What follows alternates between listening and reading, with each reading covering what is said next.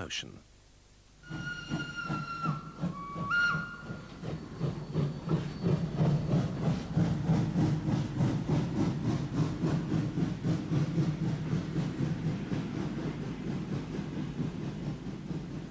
Coming up England by a different line for once, early in the cold new year, we stopped, and watching men with number plates sprint down the platform to familiar gates, "Why, Coventry," I exclaimed.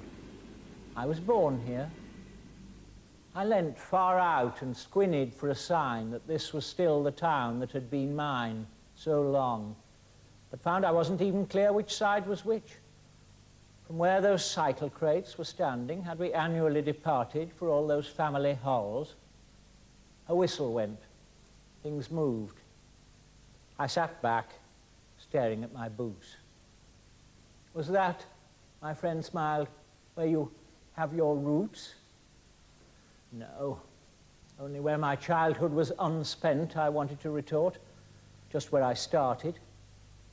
By now I've got the whole place clearly charted. Our garden first, where I did not invent blinding theologies of flowers and fruits, and wasn't spoken to by an old hat.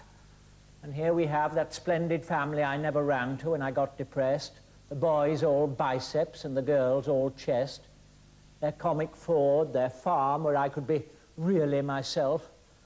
I'll show you, come to that, the bracken where I never trembling sat, determined to go through with it, where she lay back and all became a burning mist. And in those offices my doggerel was not set up in blunt 10-point, nor read by a distinguished cousin of the mayor, who didn't call and tell my father, 'There before us had we the gift to see ahead.' 'You look as if you wished the place in hell,' my friend said, 'judging from your face.' 'Well, I suppose it's not the place's fault,' I said. 'Nothing like something happens anywhere.'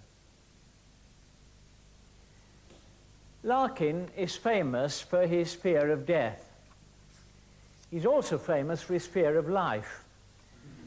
But when I first read Larkin, it wasn't the fear of extinction that rang a bell. I was still young enough to think that bells like that only rang for other people. It was recognition of a different sort. Familiarity, not so much with the feelings he was talking about, as the places. There were the provinces, for a start, where nothing ever happened. Libraries, where I'd spent half my life. Churches, where I'd spent the other. Until I read Larkin, and in particular that poem, I'd never imagined such experiences, or non-experiences, could be the stuff of poetry. But then, nor had Larkin. When he first started writing poetry, and before he learned the sound of his own voice, Larkin wrote like Auden. Then, when he got to university, it was Yeats. Finally, he discovered Hardy, whom he liked, he said, because he taught him he didn't have to jack himself up into poetry. It could be ordinary and about ordinary things.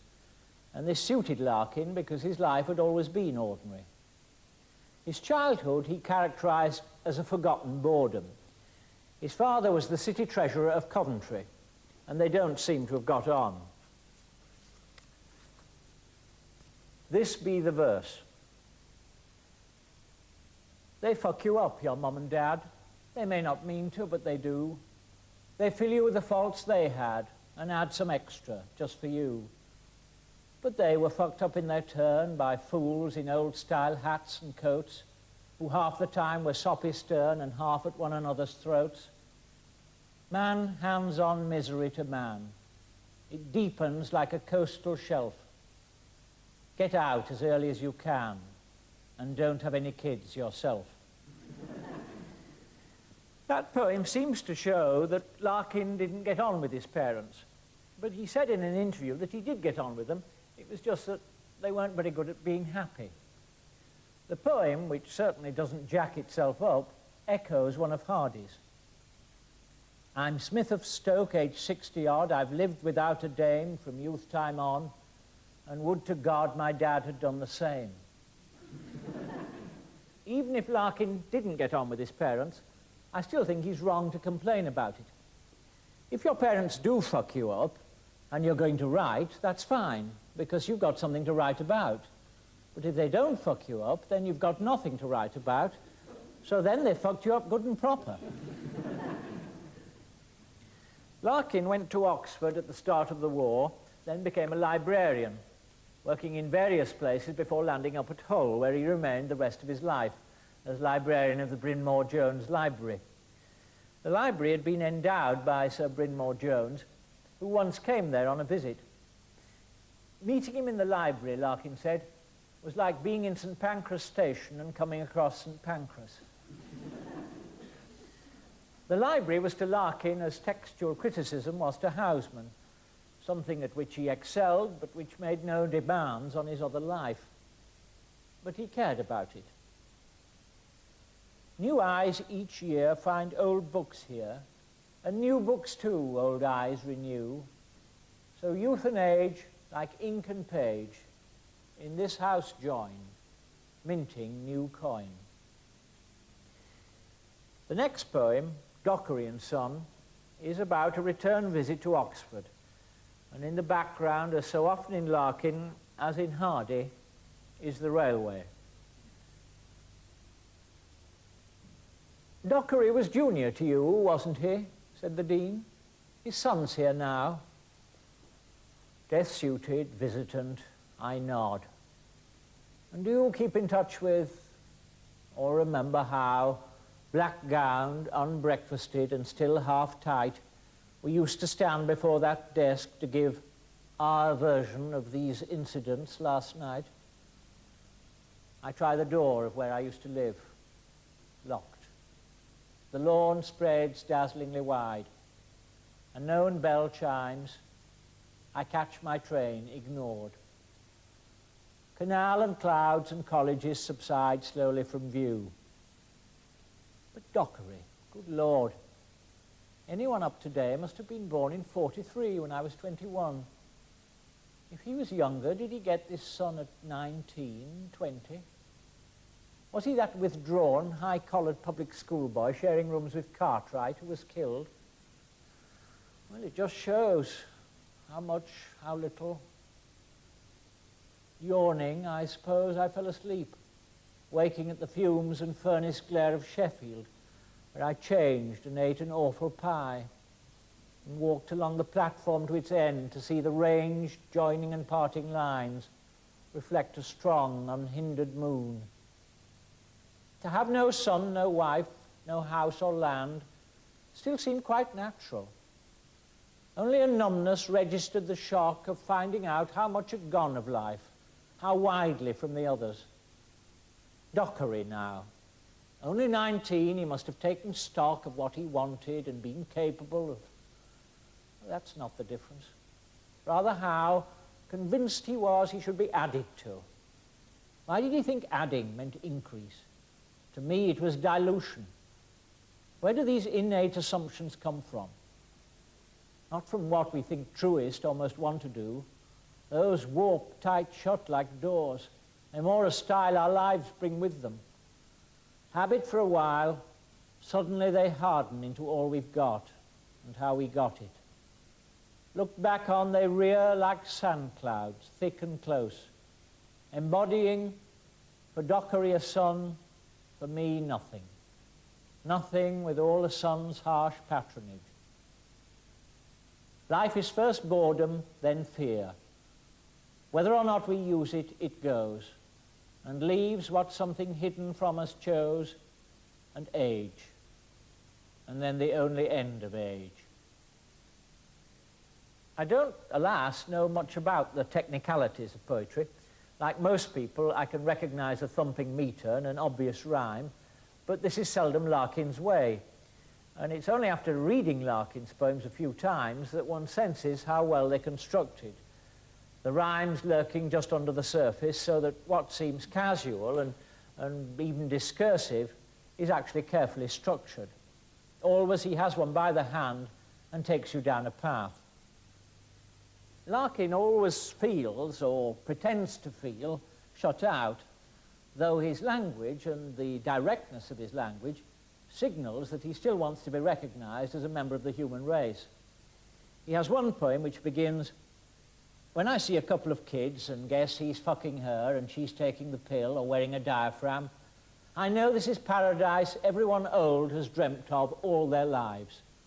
Bonds and gestures pushed to one side like an outdated combine harvester, and everyone young going down the long slide to happiness endlessly.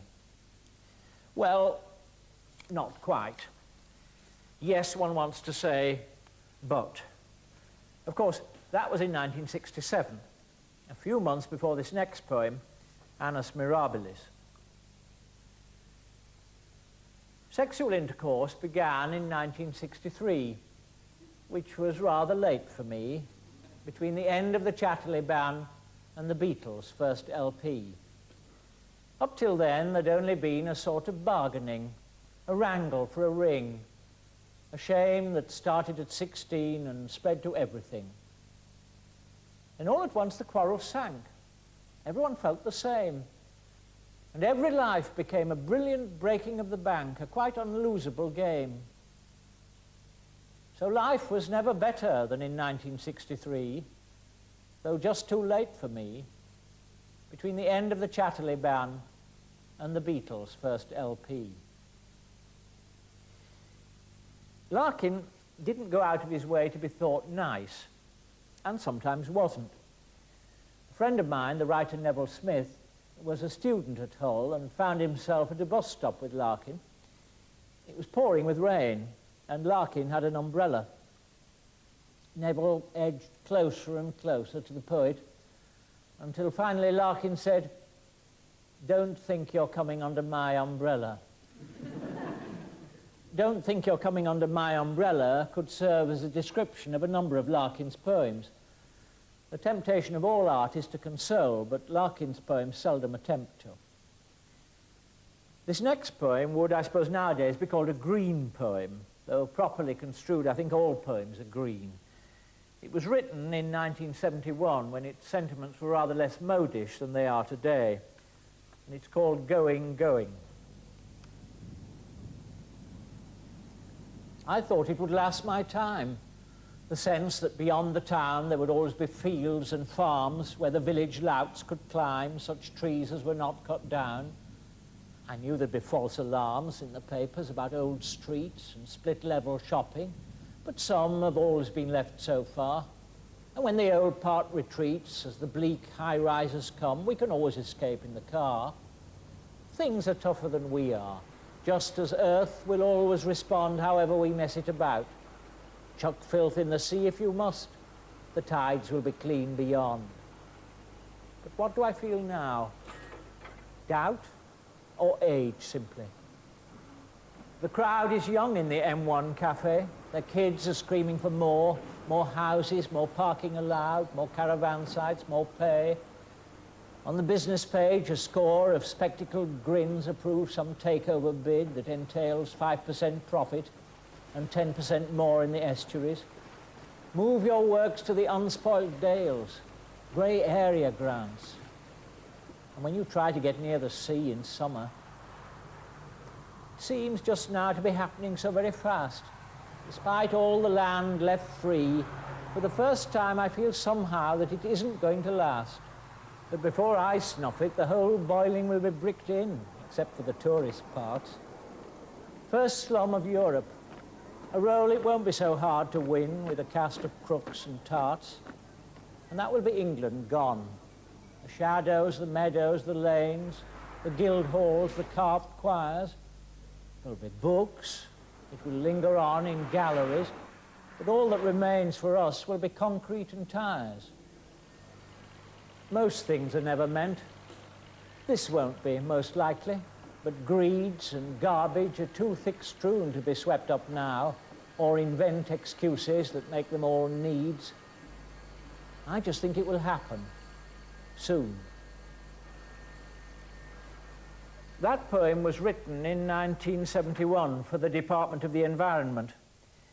What Larkin didn't foresee was that one of the things that was going was government departments allowed to spend money on poems. In 1954, Larkin wrote a poem about work, in which he pictured work as a toad. Why should I let the toad work squat on my life? This poem, written nearly 10 years later, takes a mellower view, with Larkin certainly easier on himself. Toads Revisited. Walking around in the park should feel better than work.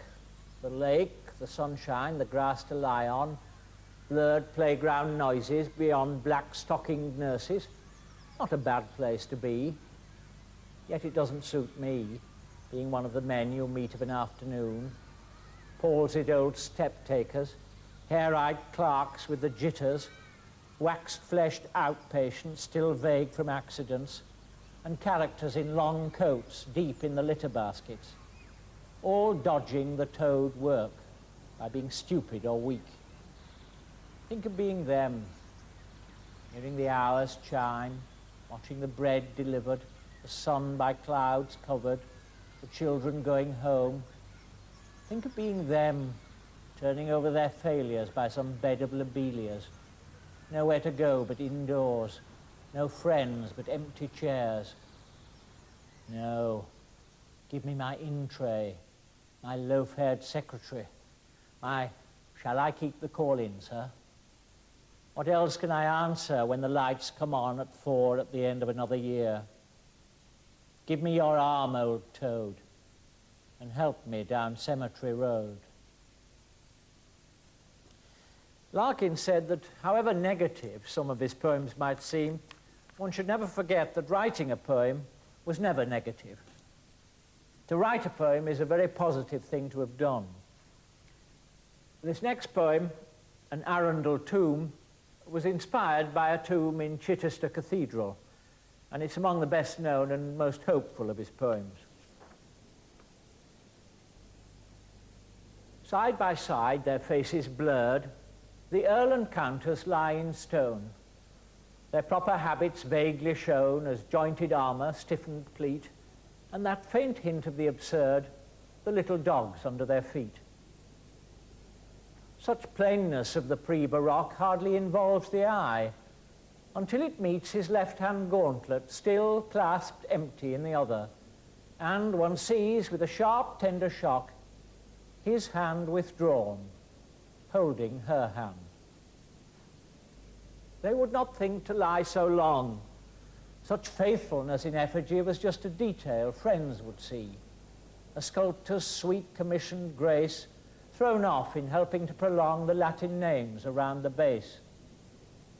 They would not guess how early in their supine, stationary voyage the air would change to soundless damage, turn the old tenantry away, how soon succeeding eyes begin to look, not read. Rigidly they persisted, linked through lengths and breadths of time. Snow fell, undated. Light each summer thronged the glass. A bright litter of bird calls strewed the same bone-riddled ground. And up the paths the endless altered people came, washing at their identity. Now, helpless in the hollow of an unarmorial age, a trough of smoke in slow suspended skeins above their scrap of history, only an attitude remains. Time has transfigured them into untruth. The stone fidelity they hardly meant has come to be their final blazon, and to prove our almost instinct, almost true. What will survive of us is love. Larkin's last long poem, O Bard, was printed in the Times Literary Supplement in 1977. And I remember it coming out and being something of an event. You asked friends if they'd read it. It was what it must have been like in the 19th century when poetry was news. By this time, though, Larkin was writing less and less. He hadn't abandoned poetry, he said. Poetry had abandoned him. In the Ballad of Reading Gaol, Wilde says that he who lives more lives than one, more deaths than one must die. And not being able to write was a kind of death, though one which Larkin bore stoically and with his usual grim humour, comparing it to going bald. Nothing he could do about it. But he did regret it very much, and it made the last years of his life all the bleaker. O Bard. I work all day, and get half drunk at night. Waking at 4 to soundless dark, I stare. In time, the curtain edges will grow light. Till then, I see what's really always there. Unresting death, a whole day nearer now, making all thought impossible. But how and where and when I shall myself die. Arid interrogation, yet the dread of dying and being dead flashes afresh to hold and horrify.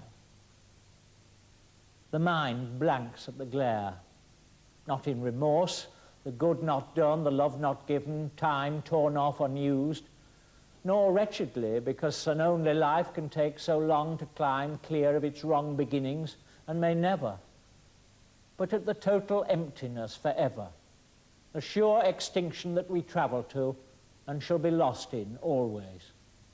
Not to be here, not to be anywhere, and soon.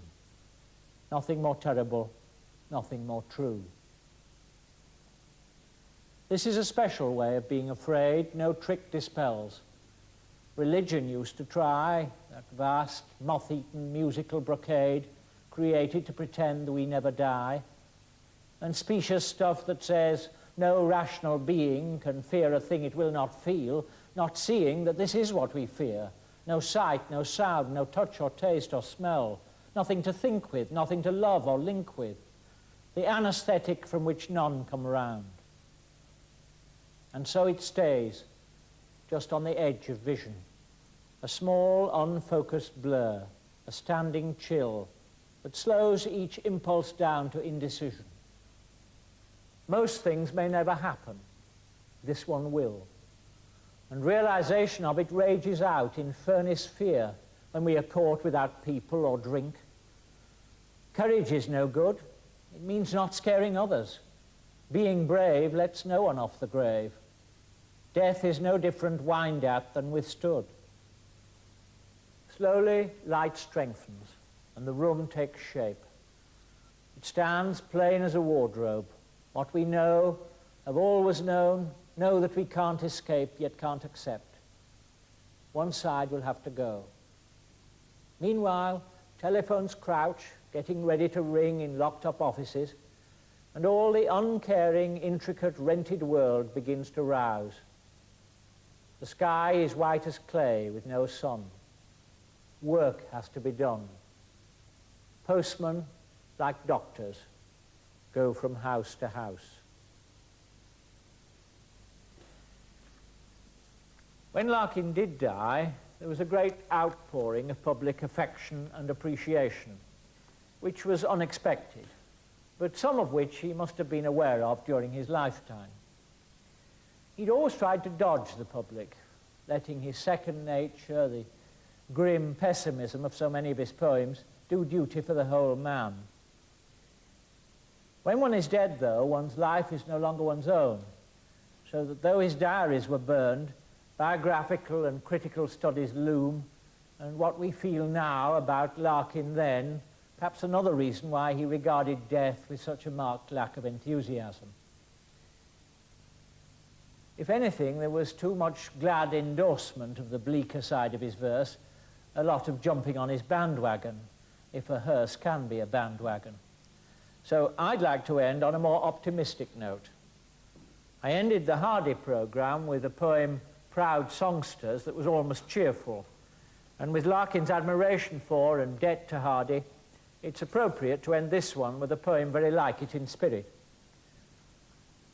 The Trees. The trees are coming into leaf, like something almost being said. The recent buds relax and spread. Their greenness is a kind of grief. Is it that they are born again and we grow old? No, they die too. Their yearly trick of looking new is written down in rings of grain. Yet still the unresting castles thresh in full-grown thickness every May. Last year is dead, they seem to say. Begin afresh, afresh, afresh.